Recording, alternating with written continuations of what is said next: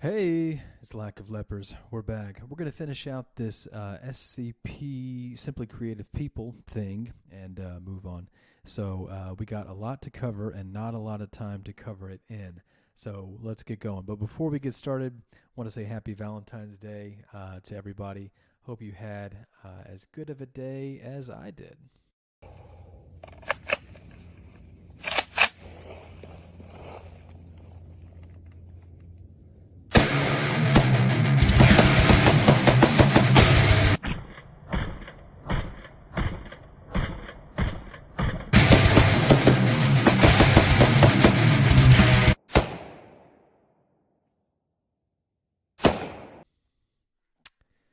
It's pretty great. All right, let's move on. Right.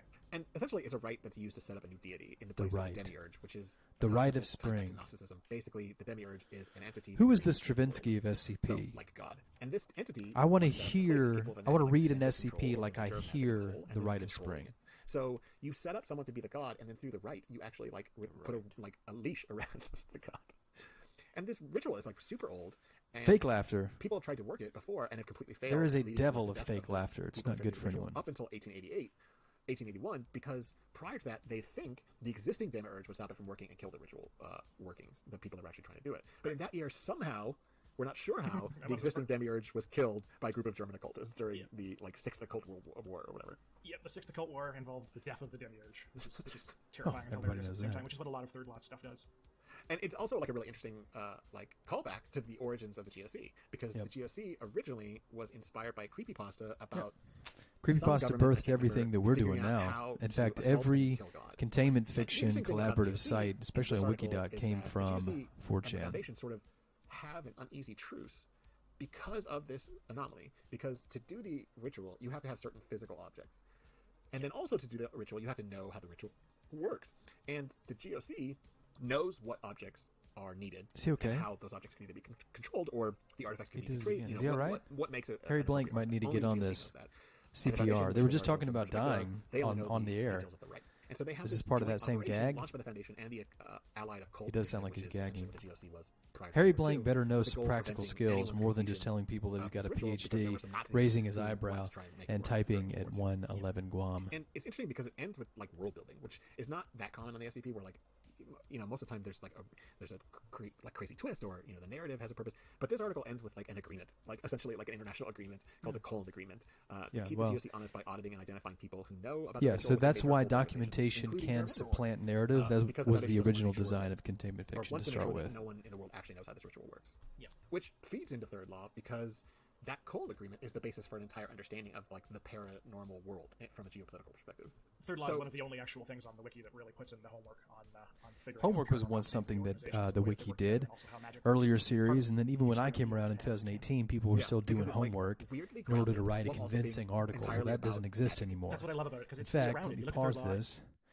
Go to the Containment Fiction Wiki, look up the Lord Stonefish interview. and if you've read enough of it, you can go, this is grounded. Fantastic. But it's not grounded because it takes what other people do in a complex fashion, and it does it simply. It does not. It's not grounded because it deals with less crazy stuff. It's not grounded because it deals with smaller scale stuff. It has more crazy stuff. It has a bigger scale. The reason that it's grounded is it has a detailed approach to the insanity. It goes, how does magic work? What are the rules behind the magic? How does this insanity function?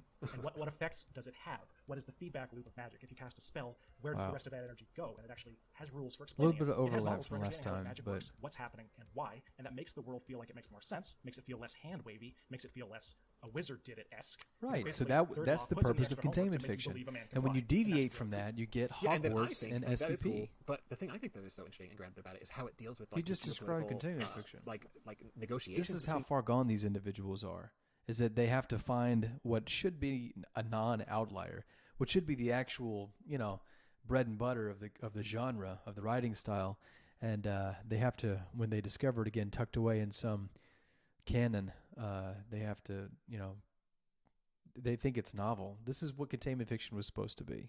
You're supposed to be doing your homework. It's supposed to be a difficult thing to write. You're not supposed to lean on the classical uses of other ways of writing, like heavy narrative use. You're not. And it's funny to see how they don't even know how ignorant they are. They're showing how ignorant they are. They're ignorant of how ignorant they are, and that their reaction to third law being somewhat more grounded. That's what containment fiction is supposed to be. You just described containment fiction. Entities and you didn't even know it. Or anomalies, but entities being like the foundation. That's why I got to do this, by the way. That's why containment fiction is awesome. That's why I love it. That's why I got to sit up here, although I do love it, don't get me wrong, and mock and ridicule you people, you two, especially you, Harry Stank, because you guys don't understand any of this. And yet you brag about spitting out 107 articles in a year, which means I don't think those credentials are working in the direction that you want them to. GOC, the U.S., Pentagon, the fucking, European Union, et cetera, et cetera. And it's like, okay, so here's this world where magic exists, and everyone kind of knows, even though the veil is intact, but, like, the government don't know, because we saw a lot of shit during World War II, and there's no way to have hidden it all. Yes. So everybody kind of knows, not the everyday civilian, but everybody that is involved in power knows, and also knows that this doesn't solve any problems. The same problems exist, and so we need to, like, form the basis of agreements. So how about we use this agreement as the basis of, like a system of treaties between the GOC and, various world governments and the Foundation. And it's, like, fascinating because in this world, and it is kind of like I said before, it was a canon, so it's, like, kind of like an alternate universe sort of situation. It's entirely based off of, at least since World War II, this collaboration between the GOC and the Foundation to make sure no one does Yahtzee from 3457. Right. After the I guess not. Seventh, which one's World War II? The Seventh? I think so. After the Seventh Occult War, the Veil era that is run by the Foundation and the GOC. You got to play Nazi Yahtzee when you listen to these people. Anytime they mention Nazi, it's Yahtzee. Where you keep a lid on, and that's where you get all this cool geopolitical intrigue coming to a head. Yeah, I really. So I talked to somebody recently about their thoughts on. So just to go back, it's a shame that you have to write something like SCP-3999 in order for your words and your insights into the community to be taken seriously. Than the civilian world knows. People like Rounderhouse and DG Cactus are now saying the things that some of us have been saying for 3 years, but because they're saying it, it's suddenly actionable and correct. And that point, it really comes back to the upvote, right? Still based on the upvote. If you don't have a lot of upvote capital, you could say the same criticisms 3 or 4 years prior, and they are like nothing. Partners, even though one is concerned with containing, the other one is concerned with neutralizing. Yeah, they still have huge problems with each other and go behind each other's back, but they also have to kind of work on the same field at the same time. Right. Yeah. I mean, it's like, this is a flawed metaphor, but it's like the way that different. Hey, that's a funny statement. There, all metaphors are flawed. They have to be broken. Otherwise, you would just have a truism. The metaphor has to break down at some point. That's what makes it a metaphor. That's why a metaphor is a metaphor, because they're all imperfect.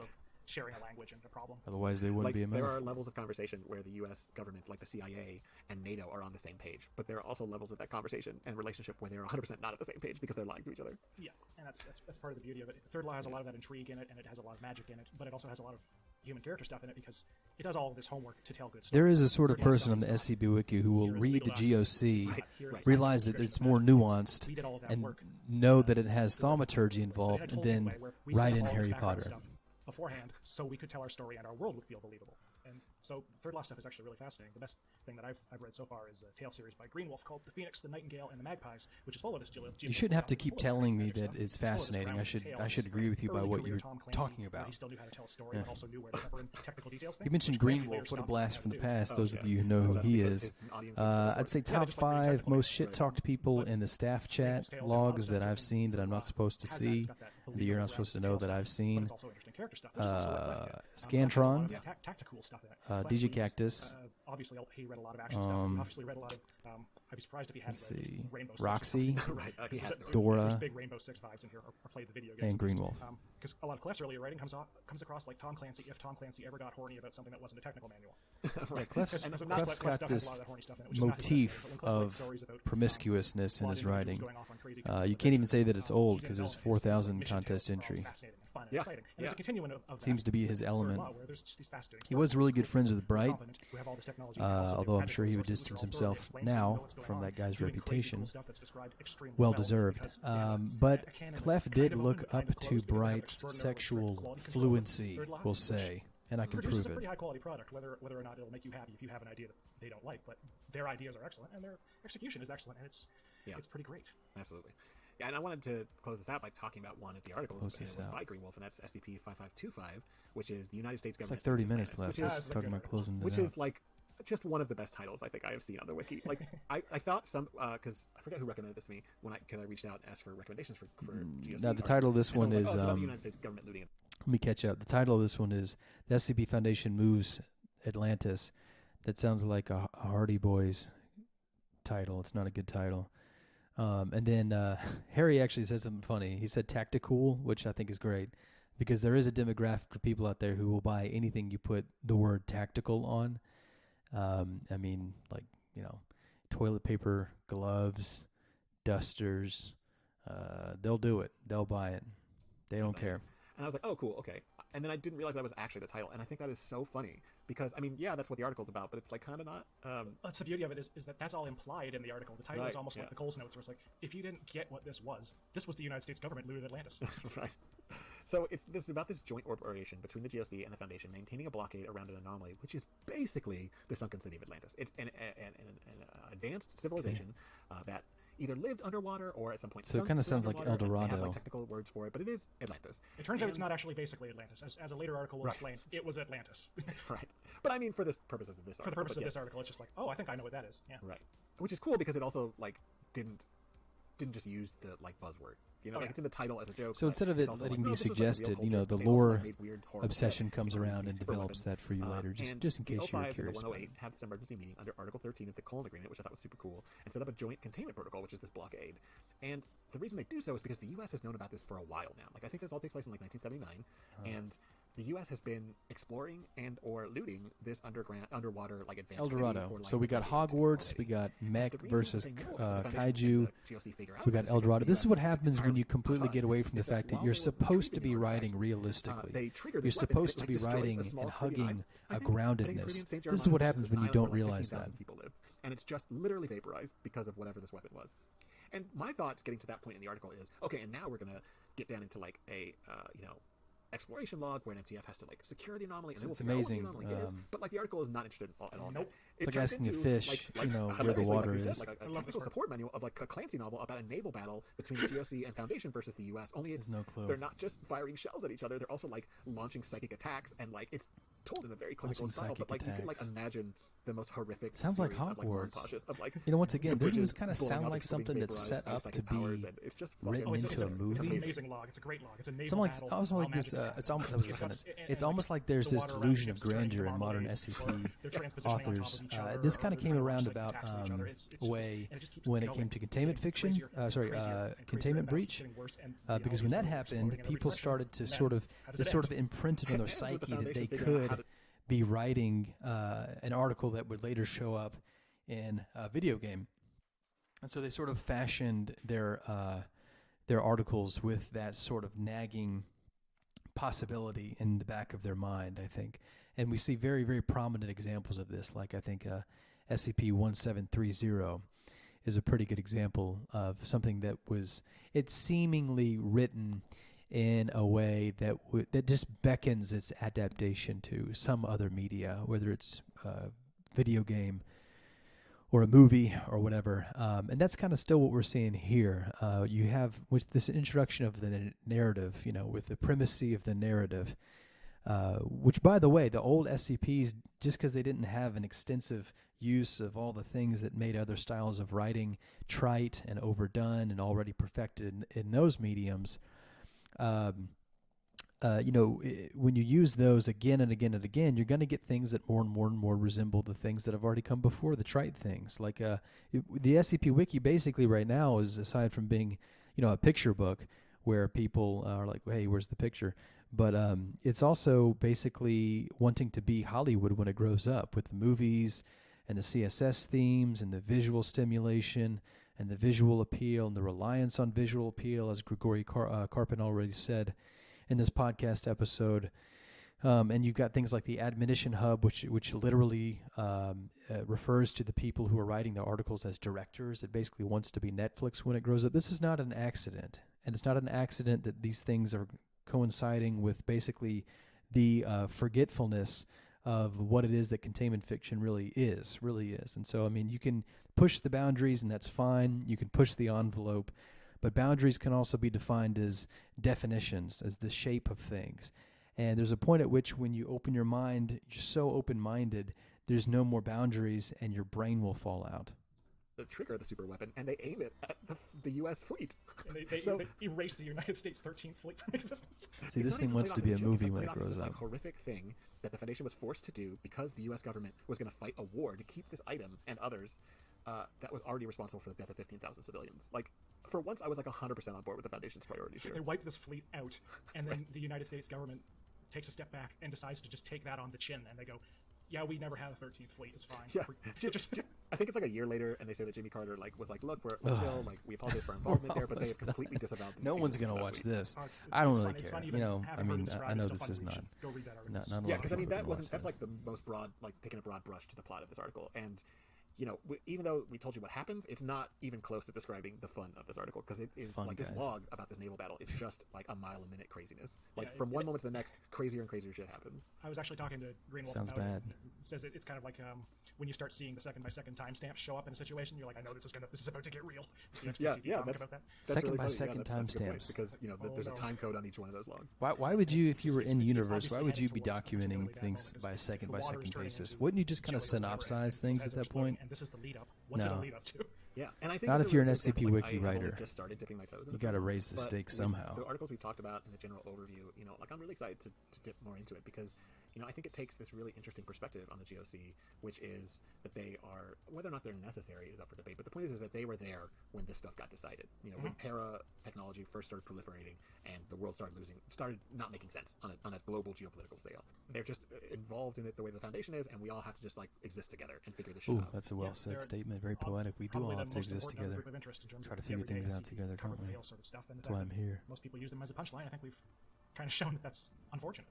Yeah, it's a complete waste. It is, isn't it? So I think the whole point of this, and this is what we're talking about here for the next minute, but basically, you know, the whole point of this podcast is to show that, you know, when you take something in such a unidimensional interpretation, something so monotone, just flat land all the way, something like GOC bad, you know, there's a whole lot, you know, that if you look into it, you'll realize.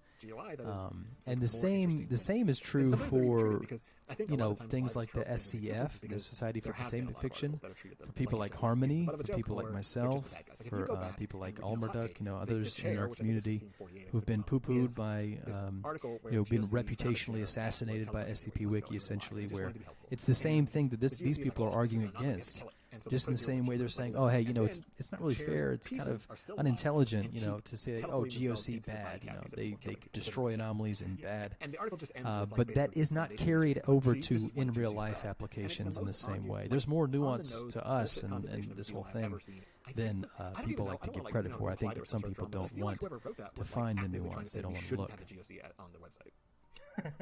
Like it feels like propaganda. Like it's not a well written article at all, and it's like it doesn't even like pull its punches. It's like the most propagandized like ending. It's just like it literally just turns into the author telling the reader, "I think the GOC is bad."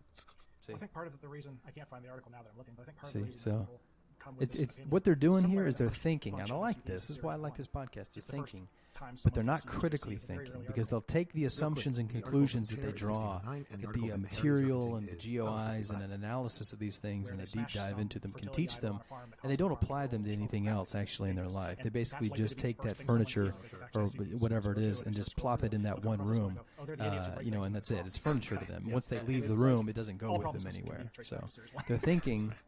You know, Grigori Karpin and Harry Stank are thinking, but they're not critically thinking. We talked about Sarkis in the first article, first episode, where it's like started off as this creepy flesh disease that turned people into monsters, kind of, and that inspired metaphysician to write like this deep-seated lore. And the GOC doesn't seem any different. Like where it started off as this fairly bro-y, stupid kind of like, hey, they like killing the things that we want to contain.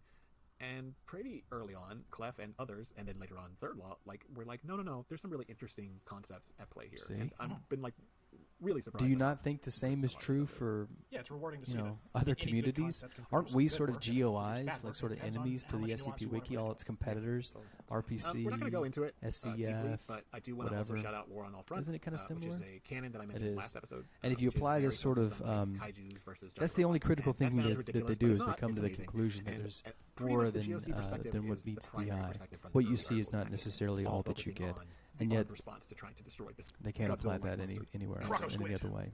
Right, it's a croco squid. Croco squid. You know, Croco squid. it's so This like is when so people cringe. are like, "Oh, is that the kaiju stuff?" And it's like, "Yes," but it's like it's really good. It's also the giant mecha stuff. But, yes, and granted, I'm a total weeb, but I really like that stuff. The team that unfortunately beat my team in the Canon Renaissance contest, Oh, yeah. for who they got second place, was the Sounds Mikasa Junior bitter. team for the War on All Fronts Canon, and they just their story. War was on all fantastic. fronts. That's what I couldn't think of. That's the There's some beautiful kaiju renders of versus giant mechs, so if mech you like that kind of stuff. Oh, yeah, canon that stuff at is SCP. incredible. Can you believe it? Yes, we probably spent a whole episode just talking about how great our artists are. I'm telling you, these I will. people, it's like the best way I can describe it is if you had like a motorcycle, you know, like a real, like one of those crotch rocket, like motorcycle, like 200 mile an hour, you know, shit. And you strap a horse to it. You know, you basically saddle it up, you know, in the same way you would draw a horse-drawn carriage. And this motor is just sitting there. It's not even on. It's not even idling. It's just off. And that's what these people want to do. They take the motor, the engine, this tremendous thing of containment fiction, and they want to steer it back and pull it back into the past. They want to pull it back into the past ways of writing, you know, the past ways of doing things, just because, first of all, they can. Second of all, it's easier to do those things than it is to write containment fiction. Let me make this very clear. It's way easier to write a narrative and to utilize and rely on the tremendously tried and true toolkit of classical narrative writing. Way easier to do that and write something for the SCP Wiki than it is to actually write strict, muscular containment fiction that doesn't compromise with its fundamental principles philosophically. So much harder to do that. The narrative is the easy way out, okay? And that's what these people are doing, and that's why you have things like Hogwarts. That's why you have things like kaijus versus mechs. That's why you have things like El Dorado, you know, on the SCP Wiki. Because really by now it's a hungry hippos free-for-all. It's, you know, who can grab this next material by which to get some upvotes, because all bets are off, you know. We've passed the threshold now, so what's the harm? I'm just doing what everybody else is doing. But before we go, I just wanted to have some closing thoughts. I don't know about you. He but, says before we go, come how we back doing? To that concept that we had mentioned earlier There's on about the 13 GOC minutes bad left on here. I feel like I think we got to end this pretty quick, on actually. one hand, the mission of the GOC seems bad in some ways if you care at all about the wild and the wonderful. It's not bad because I think that's basically it. They go through some emails. Yeah, I have saying they get you know, I'd love to send them an email, but I don't think they're going to read anything that isn't really flattering. So I'd either have to I'd have to hold my tongue, and it basically wouldn't be me. So I'm not going to do that, obviously. But anyway, so that's it. We'll end it there. There's like 5 minutes left, whatever. It's not going to be good. But I really appreciate y'all joining me. If you would like to keep watching things with me, let's do it. Hit that like and subscribe or something like that. We'll watch it together. You know, and I really hope you'll join me because I really like doing this. And I actually even like this podcast. I really do. I think it's taken a step back with Harry Blank. I don't think it's very good with him in there. And I hate to see that. I think he's still in it if I look ahead. So that's a bummer. But, you know, it is educational. So, I mean, as long as I'm doing this and making fun of it as I listen, you know, I think that's perfectly serviceable. I think it's a good podcast overall. I just think it's hilariously bad at times and sometimes incredibly wrong. Very wrong. But anyway, I really appreciate you joining me. This is Lack of Lepers, and I'll see you next time. Thanks.